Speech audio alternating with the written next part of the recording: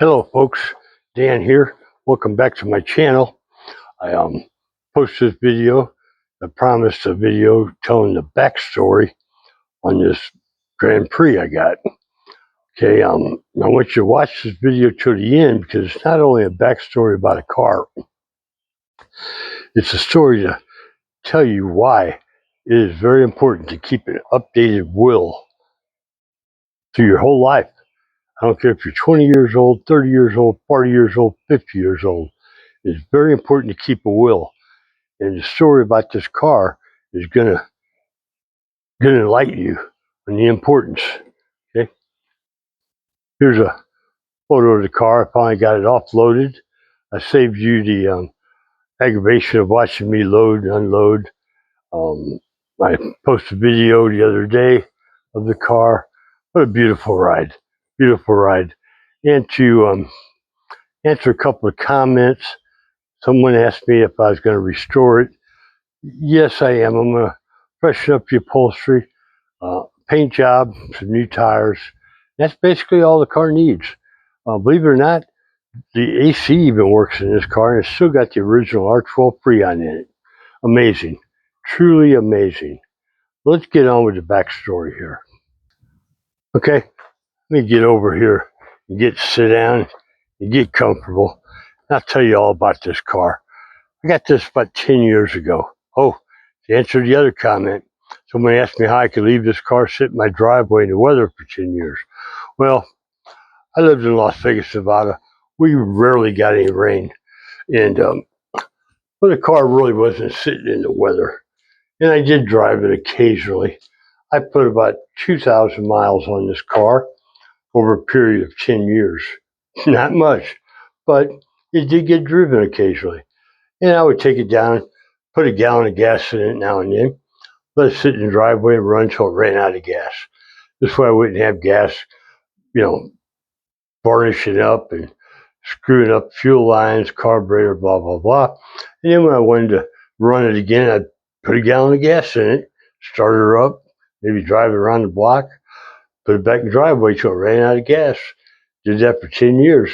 And now I put gas in it, hit the key, it fires right up just like it's supposed to. No problems with gas, bad gas, or anything like that. Anyway, the backstory to this. And I want you to watch this video to the end. It's truly amazing and eye-opening. It's not a car video, but it is a car video, but it's also about the importance of a will.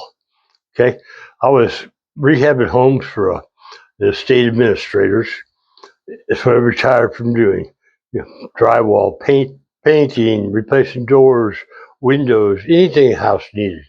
Outside of roofing and flooring, we had another company that did that, and a company that did swimming pools. But anyway, my boss calls me and says, "Come on, why don't you come look at a couple homes? I got a case here where the fellow owned two homes right next to each other on a cul-de-sac, and he had a heart attack, passed away."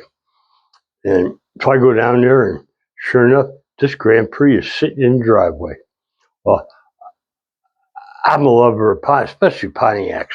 One of the favorite cars I ever owned was a '67 GTO. I spotted this Pontiac and said, "I got to have it." I told my boss, "Hey, that car is sold. It's mine. I want it." And so he knew I was serious. Well, I worked on these homes for 2 to 3 months, rehabbing the two homes. And I kept telling him, "Hey, when can I pay you for that Grand Prix and take it home?" "Well, we'll do it. We'll do it. Just, we're just waiting to settle some estate business." Well, come to find out, okay, now after I'm seeing this car every day for 2 to 3 months, and it's killing me not to bring this car home. Because at that time, this car was sitting there just pretty as a picture. The paint was good. The upholstery was excellent, even though it was dry. The leather was dried, and started ripping at the seams after I got it. Started driving a little bit, but it's to be expected. The vinyl roof was not good, so it ended up coming off. There was a little rust under the roof anyway. Anyway, make a long story short, About 3 months go by, and finally my boss tells me, hey, he goes, we got a little problem with that car. So, no, what's this? What kind of problem? And normally, in a situation like this, you want to buy a car from one of the estates. You pay the estate administrator. He signs off the title to you, and the money goes into the estate. Well, this one took a strange turn. Okay, this gentleman that owned this car was the original owner. Okay, and I've got all the documentation when this car was bought brand new in Florida, and when it was brought to Las Vegas. It's been in dry climate all its life. Just great car. But anyway, um, the man never had no will, and he was never married, no children. Um, he had some nieces and nephews, and maybe there were siblings. I'm not sure. But anyway, he had a lot of money. I mean, between cash and assets between two homes, there's over $2 million in his estate. Well, and he had no will. So the way the probate courts will go through it, they'll go through if there's any um, children, any siblings, blah, blah, blah. And it's going to get divided up the way they see fit. Well, being a Vietnam fighter pilot, back in the day when they would go out on missions, the guys would write a will. And they were youngsters, the Vietnam War. And we're talking about 19, 20-year-old kids out there flying these jet fighters. Well, they didn't have much, whatever they had in their lockers, maybe a stereo, 8-track tapes, who knows? But they would leave all their worldly possessions to one of their fighter pilot buddies. And they go out on their missions, and knock on wood, thank God, well, the man was never killed or shot down on a mission.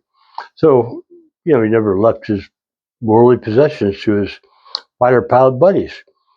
Well, after the war ended, and I don't remember what year it ended. I'm not a big history buff, but it's been a while. It has been a while. At that time, it had been about 40 years. Well, they get to researching, and one of those, the last will he filled out on his last mission was actually a valid will. Okay. Now, he hadn't seen this person since the Vietnam War, and at that time it had been about 40 years. That will was valid. Okay. He left a man that lived in Wyoming. He hadn't seen it 40 years, over $2 million in cash and assets. Well, needless to say, the family was beside themselves. They're hiring attorneys and fighting this and probate and blah, blah, blah.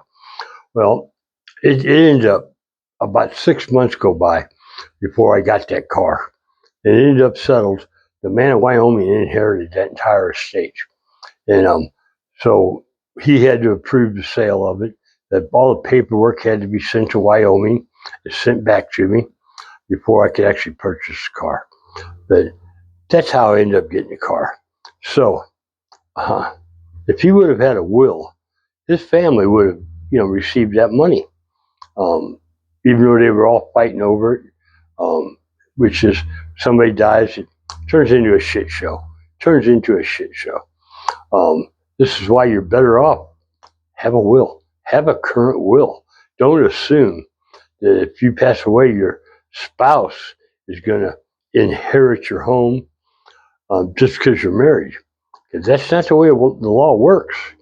Okay? I just went through this with my mother.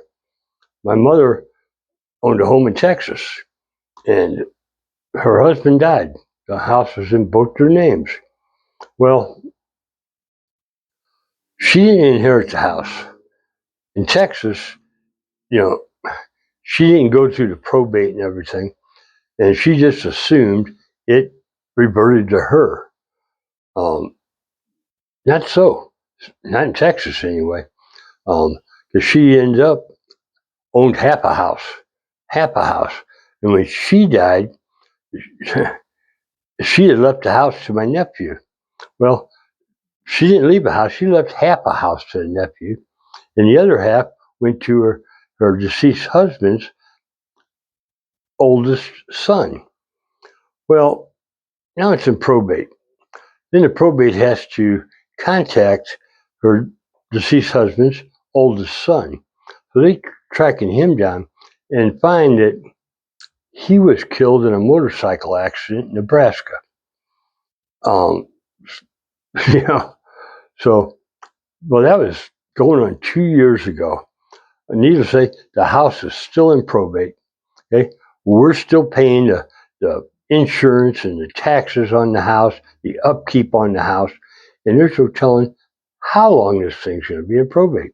But we're not even, we don't even know. The house ain't even going to go to us. Okay, half of the house was left to my nephew, which now lives up somewhere in Montana. He don't call, no contact. He don't want it. Um, my mom's deceased husband's son, he's dead. So just leave this house. This house is sitting in limbo, just sitting in limbo. So this is why, folks, keep that will updated. And the last to talk, I don't have an updated will, but I've took precautions, and everything I own, my home, my vehicles, are all in my son's name. That way, I've got one son, and when I die, it already belongs to him. And I felt that was the best way. Maybe it's not. You know, in the comments, man, you think I'm wrong, you drop a comment. I'll listen to anything. Okay, I listen to anything, and I do check my comments. I'm. I always felt myself to be a pretty smart person, but I'll tell you, I'm gonna be honest. You're never too old to learn, and this whole YouTube thing, okay, is beyond my comprehension. Okay, I don't know how to answer my comments. I finally figured out how to pull them up and see them on there. I don't know how to answer them. So I apologize if I don't get back to some of the comments. I'm having a little trouble. And I just starting this channel, I had to have a friend of mine's teenage son come over and help me set it up. He did it in 5 minutes. I had messed with it for days and couldn't get it figured out. He comes in, 5 minutes later, boom, had it set up. Showed me how to do it. Well, a couple of weeks went by before I figured I was going to start posting videos. Well, I screwed that up. I don't know. I was just enabling the wrong apps, doing something or other, blah blah blah. But my first video had like 9 views, no comments. And that's okay. I'm just starting out. Nobody knows me. I don't have an audience.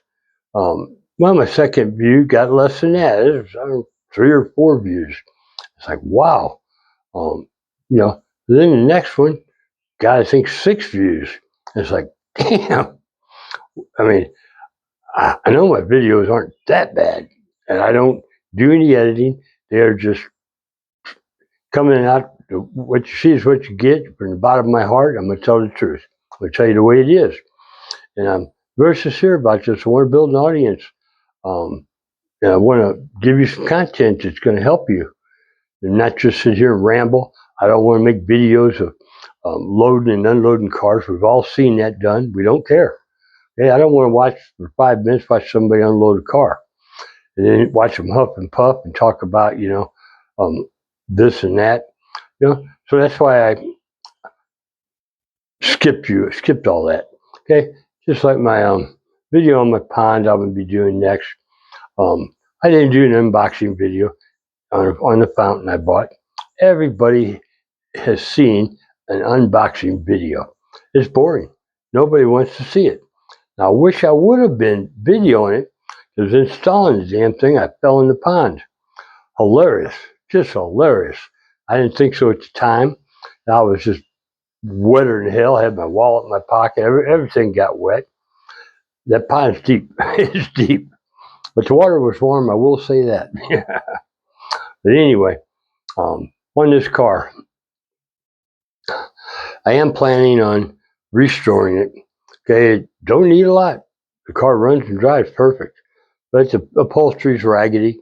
The vinyl roof is ragged. I'm not putting a new vinyl roof on. I'm going to smooth that out. Just put a nice clean paint job on it, new upholstery, new tires. I might put some custom rims on it, maybe. I really like them stock 5-spoke rims Pontiacs had, but you can't hardly find them. I've been looking online. They cost almost as much as a set of the year one alloy rims, which are dynamite looking. They are sharp. So I might just go with that. I'm not a big fan of spending a couple $1,000s on tires and wheels, but I think this car deserves it, you know. And maybe I deserve having it, you know, because I mean, it would just, the car is awesome. The car is awesome, and I'm never going to part with it. It'll get passed on down to my son. But anyway, I will let you go for today. I just wanted to tell you that backup story about this car and my plans on it. And have a good day. Remember, when you're retired, every day is Saturday. Every day is Saturday. Have a nice one. Bye.